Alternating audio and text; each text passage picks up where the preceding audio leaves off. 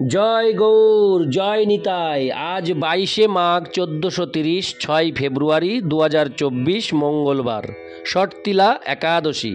এই ষটতিলা একাদশীর দিন আমি শ্রী চৈতন্য চরিতামৃত পাঠ করছি। আজ আমি পাঠ করছি শ্রী চৈতন্য চরিতামৃতের আদি লীলার প্রথম পরিচ্ছদের গুরুবাদী বন্দন মঙ্গলাচরণের শ্লোক 43 থেকে 46। শ্লোক 43 থেকে 46। অডিওর শুরুতে সকল ভক্তিমতী মা ও ভক্তবৃন্দের কাছে একটি আবেদন, আপনারা অমৃত গ্রন্থ চ্যানেলটিকে সাবস্ক্রাইব করে অনেক দূর পৌঁছে দিতে সহযোগিতা করুন, আশীর্বাদ করুন, যাতে আমি এই শ্রী চৈতন্য চরিতামৃত পাঠ পরিশেষে গরুড় পুরাণ পাঠ করে আপনাদের শ্রবণ করাতে পারি। নদিয়ার পথে পথে হরিনাম নিয়ে মুখে, চলো মন গৌর দেশে যাব। শ্লোক 43। সাবরণে প্রভুরে করিয়া নমস্কার, এই ছয় দেহ জয়ীছে করিয়ে বিচার। শ্লোকার্থ: সমস্ত পার্শ্বদ সহ ভগবানের শ্রীপাদ পদ্মে আমার প্রণতি নিবেদন করে আমি এখন এই 6 তত্ত্বের বিচারপূর্বক ব্যাখ্যা করার চেষ্টা করব। ইতি শ্লোক 43। শ্লোক 44। যদ্যপি আমার গুরু চৈতন্যের দাস, তথাপি জানিয়ে আমি তাহার প্রকাশ। শ্লোকার্থ: যদিও আমি জানি যে আমার গুরুদেব হচ্ছেন শ্রী চৈতন্য মহাপ্রভুর দাস, তবুও তিনি হচ্ছেন শ্রী চৈতন্য মহাপ্রভুর প্রকাশ। তাৎপর্য: প্রতিটি জীবই হচ্ছে পরমেশ্বর ভগবানের সেবক এবং শ্রী গুরুদেবও তার সেবক, কিন্তু তবুও শ্রী গুরুদেব হচ্ছেন ভগবানের প্রকাশ। এই বিশ্বাসকে হৃদয়ে দৃঢ়ভাবে ধারণ করলে শিষ্য কৃষ্ণ ভক্তির মার্গে অগ্রসর হতে পারেন। শ্রী গুরুদেব শ্রীকৃষ্ণ থেকে অভিন্ন, কারণ তিনি হচ্ছেন শ্রীকৃষ্ণের প্রকাশ। যিনি স্বয়ং বলরাম, সেই শ্রী নিত্যানন্দ প্রভু হচ্ছেন শ্রীকৃষ্ণের প্রথম প্রকাশ এবং তিনি হচ্ছেন আদি গুরু। তিনি শ্রীকৃষ্ণের লীলায় তাকে সহায়তা করেন এবং তিনি শ্রীকৃষ্ণের নিত্য সেবক। প্রতিটি জীবই হচ্ছে শ্রীকৃষ্ণ চৈতন্য মহাপ্রভুর নিত্য সেবক। তাই শ্রী গুরুদেবও শ্রী চৈতন্য মহাপ্রভুর সেবক ছাড়া অন্য কেউ নন। গুরুদেবের নিত্যবৃত্তি হচ্ছে শিষ্যদের ভগবৎ সেবার শিক্ষা দেওয়ার মাধ্যমে ভগবানের সেবা বৃদ্ধি করা। গুরুদেব কখনো নিজেকে ভগবান বলে জাহির করেন না, পক্ষান্তরে তিনি ভগবানের প্রতিনিধিত্ব করেন। শাস্ত্রে এই বিষয়ে সাবধান করে দিয়ে বলা হয়েছে যে কেউ যেন নিজেকে ভগবান বলে জাহির না করে, কিন্তু গুরুদেব যেহেতু ভগবানের সবচাইতে অনুগত ও বিশ্বস্ত সেবক, তাই তাকেও শ্রীকৃষ্ণের মতো সম্মান প্রদর্শন করতে হয়। ইতি শ্লোক 44। ইতি শ্লোক 44। শ্লোক 45। গুরু কৃষ্ণ রূপ হন শাস্ত্রের প্রমাণে, গুরু রূপে কৃষ্ণ কৃপা করেন ভক্তগণে। শ্লোকার্থ: শাস্ত্রের প্রমাণ অনুসারে শ্রী গুরুদেব শ্রীকৃষ্ণ থেকে অভিন্ন। গুরু রূপে শ্রীকৃষ্ণ তার ভক্তদের কৃপাপূর্বক উদ্ধার করেন। তাৎপর্য: শ্রী গুরুদেবের সঙ্গে শিষ্যের সম্পর্ক পরমেশ্বর ভগবানের সঙ্গে তার সম্পর্কের মতো। গুরুদেব সর্বদাই মনে করেন যে তিনি পরমেশ্বর ভগবানের অতি দীন সেবক, কিন্তু শিষ্যের কর্তব্য হচ্ছে তাকে সর্বদাই ভগবানের প্রতিনিধি রূপে দর্শন করা। ইতি শ্লোক 45। শ্লোক 46। আচার্যং মাং বীজানিয়ান্নাবমন্যেত করিহিচিৎ ন মর্ত্যবুদ্ধাসু এত সর্বদেবময় গুরু। অনুবাদ: আচার্যকে আমার থেকে অভিন্ন বলে জানা উচিত এবং কখনো কোনোভাবে তাকে অশ্রদ্ধা করা উচিত নয়। তাকে একজন সাধারণ মানুষ বলে মনে করে তার প্রতি ঈর্ষান্বিত হওয়া উচিত নয়, কেননা তার মধ্যে সমস্ত দেবতার অধিষ্ঠান আছে। তাৎপর্য: এই শ্লোকটি শ্রীমদ্ ভাগবত থেকে উদ্ধৃত করা হয়েছে। উদ্ভব যখন শ্রীকৃষ্ণকে চতুর্বর্ণ ও চতুরাশ্রম সম্বন্ধে প্রশ্ন করেছিলেন, তখন সেই প্রশ্নের উত্তর দেওয়ার সময় প্রসঙ্গক্রমে শ্রীকৃষ্ণ এই শ্লোকটির উল্লেখ করেছিলেন। সদ্গুরুর তত্ত্বাবধানে ব্রহ্মচারীর কিভাবে আচরণ করা উচিত সেই সম্বন্ধে শ্রীকৃষ্ণ তাকে বিশেষভাবে উপদেশ দিয়েছিলেন। গুরুদেব কখনো তার শিষ্যের সেবা উপভোগ করেন না। তিনি ঠিক একজন পিতার মতো। পিতার স্নেহপূর্ণ তত্ত্বাবধান ব্যতীত শিশু যেমন বড় হতে পারে না, ঠিক তেমনি সদ্গুরুর তত্ত্বাবধান ব্যতীত শিষ্য ভগবদ্ ভক্তির স্তরে উন্নীত হতে পারে না। গুরুদেবকে আচার্য বলেও সম্বোধন করা হয়। আচার্য কথাটির অর্থ হচ্ছে পারমার্থিক তত্ত্বজ্ঞানের অপ্রাকৃত শিক্ষক।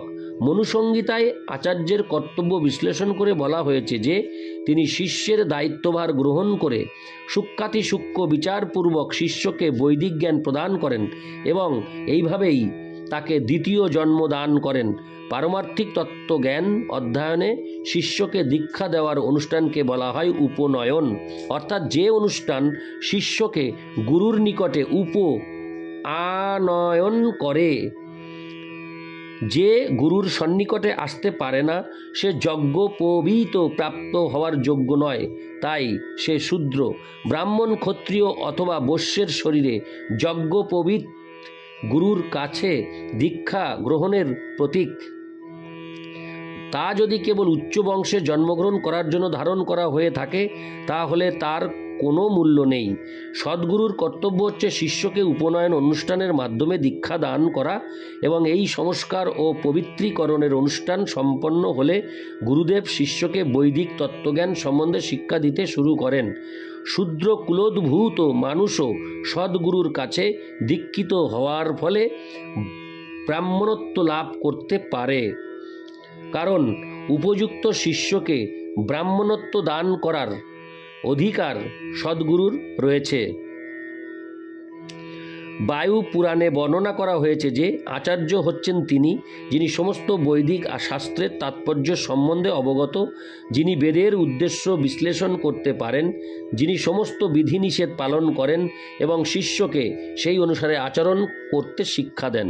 অহৈতুকী করুণার প্রভাবেই কেবল পরমেশ্বর ভগবান গুরুরূপে নিজেকে প্রকাশ করেন। তাই আচার্যের আচরণে ভগবানের প্রতি অপ্রাকৃত প্রেমভক্তি ব্যতীত অন্য কোনো কার্যকলাপ দেখা যায় না। তিনি হচ্ছেন সেবক ভগবান। ভগবানের আশ্রয় বিগ্রহ নামক এই ধরনের ঐকান্তিক ভক্তের আশ্রয় গ্রহণ করা আবশ্যক। হরে কৃষ্ণ। আমি পাঠ করব শ্লোক 46, অর্থাৎ হরে কৃষ্ণ। আমি এই অডিওতে 45 শ্লোক পর্যন্ত বলেছিলাম, কিন্তু 46 আমি পাঠ করছি। 46 শ্লোক। তো কেউ যদি ভগবানের সেবা না করে নিজেকে আচার্য বলে জাহির করার চেষ্টা করে তাহলে বুঝতে হবে যে সে অপরাধী এবং তার আচার্য হওয়ার যোগ্যতা নেই। সদ্গুরু সর্বদাই অনন্য ভক্তি সহকারে পরমেশ্বর ভগবানের সেবায় যুক্ত থাকেন। এই লক্ষণগুলির মাধ্যমে তাকে ভগবানের প্রকাশ রূপে এবং শ্রী নিত্যানন্দ প্রভুর যথার্থ প্রতিনিধি রূপে জানা যায়। এই ধরনের গুরুদেবকে বলা হয় আচার্যদেব। ঈশ্বর বশবর্তী হয়ে এবং ইন্দ্রিয় তৃপ্তি সাধনে বাধাপ্রাপ্ত হয়ে বিষয়াসক্ত মানুষেরা আচার্যের সমালোচনা করে, কিন্তু প্রকৃতপক্ষে যথার্থ আচার্য পরমেশ্বর ভগবান থেকে অভিন্ন, এবং তাই এই ধরনের আচার্যকে ঈর্ষা করা মানে স্বয়ং ভগবানকে ঈর্ষা করা। তার ফলে পারমার্থিক জীবনে উন্নতি সাধনে বিঘ্ন ঘটে। পূর্বেই উল্লেখ করা হয়েছে যে শিষ্যের কর্তব্য হচ্ছে আচার্যকে শ্রীকৃষ্ণের প্রকাশ বলে জেনে সর্বদা তার প্রতি শ্রদ্ধাশীল হওয়া, কিন্তু সেই সঙ্গে এটিও সর্বদা মনে রাখা উচিত যে গুরু বা আচার্য কখনও শ্রীকৃষ্ণের লীলাবিলাসের অনুকরণ করেন না। ভণ্ড গুরুরা নিজেদের সর্বতোভাবে কৃষ্ণ বলে জাহির করে শিষ্যদের প্রতারণা করে, কিন্তু এই ধরনের নির্বিশেষবাদীরা কেবল তাদের শিষ্যদেরকে বিপথে পরিচালিত করতে পারে, কেননা চরমে তাদের লক্ষ্য হচ্ছে ভগবানের সঙ্গে এক হয়ে যাওয়া। ভক্তিমার্গে এই ধরনের মনোভাবের কোনো স্থান নেই। বৈদিক দর্শনের প্রকৃত সিদ্ধান্ত হচ্ছে অচিন্ত ভেদাভেদ তত্ত্ব, যা প্রতিপন্ন করে যে সব কিছুই যুগপৎভাবে ভগবানের থেকে ভিন্ন ও অভিন্ন। শ্রীল রঘুনাথ দাস গোস্বামী বলেছেন যে সেটি হচ্ছে আদর্শ গুরুর প্রকৃত স্থিতি এবং শিষ্যের কর্তব্য হচ্ছে গুরুদেবকে মুকুন্দের অর্থাৎ শ্রীকৃষ্ণের সঙ্গে সম্পর্কিত তার অন্তরঙ্গ সেবক রূপে দর্শন করা। শ্রীল জীব গোস্বামী তার ভক্তি সন্দর্ভে স্পষ্টভাবে বিশ্লেষণ করেছেন, শুদ্ধ ভক্ত যে গুরুদেব ও মহাদেবকে পরমেশ্বর ভগবান থেকে অভিন্ন রূপে দর্শন করেন, তার কারণ হচ্ছে তারা ভগবানের অতি প্রিয়, কিন্তু এমন নয় যে তারা সর্বতোভাবে ভগবানের সঙ্গে এক। শ্রীল রঘুনাথ দাস গোস্বামী ও শ্রীল জীব গোস্বামীর পদাঙ্ক অনুসরণ করে শ্রীল বিশ্বনাথ চক্রবর্তী ঠাকুর প্রমুখ আচার্যেরা পরবর্তীকালে এই একই তত্ত্ব প্রতিপন্ন করে গেছেন। গুরুদেবের বন্দনায় শ্রীল বিশ্বনাথ চক্রবর্তী ঠাকুর বলেছেন যে সমস্ত শাস্ত্রে গুরুদেবকে সাক্ষাৎ ভগবান বলে স্বীকার করা হয়েছে, কারণ তিনি হচ্ছেন ভগবানের অত্যন্ত প্রিয় ও বিশ্বস্ত সেবক। গৌড়ীয় বৈষ্ণবেরা তাই পরমেশ্বর ভগবানের সেবক রূপে গুরুদেবের আরাধনা করেন। ভক্তিমূলক সমস্ত প্রাচীন শাস্ত্রে এবং শ্রীল নরোত্তম দাস ঠাকুর, শ্রীল ভক্তি বিনোদ ঠাকুর প্রমুখ বৈষ্ণব আচার্যবৃন্দের রচিত গীতি সমূহে গুরুদেবকে সর্বদা শ্রীমতী রাধারানীর অন্তরঙ্গ পরিকর অথবা শ্রী নিত্যানন্দ প্রভুর প্রতিনিধি রূপে বর্ণনা করা হয়েছে। আমি এই অডিওতে 43 থেকে 46 পর্যন্ত পাঠ করব, এইটুকুই বলেছিলাম। তো আমি 43 থেকে 46 পর্যন্তই আমি পাঠ রাখছি। হরে কৃষ্ণ। 43 থেকে 46 আমি পাঠ করলাম এই অডিওতে। আপনারা মন দিয়ে শ্রবণ করবেন এবং আমাকে আশীর্বাদ করবেন, আর আমার অমৃত গ্রন্থ চ্যানেলটিকেও আশীর্বাদ করবেন সাবস্ক্রাইবের মাধ্যমে। জয় গৌর, জয় নিতাই, জয় গৌর, জয় নিতাই।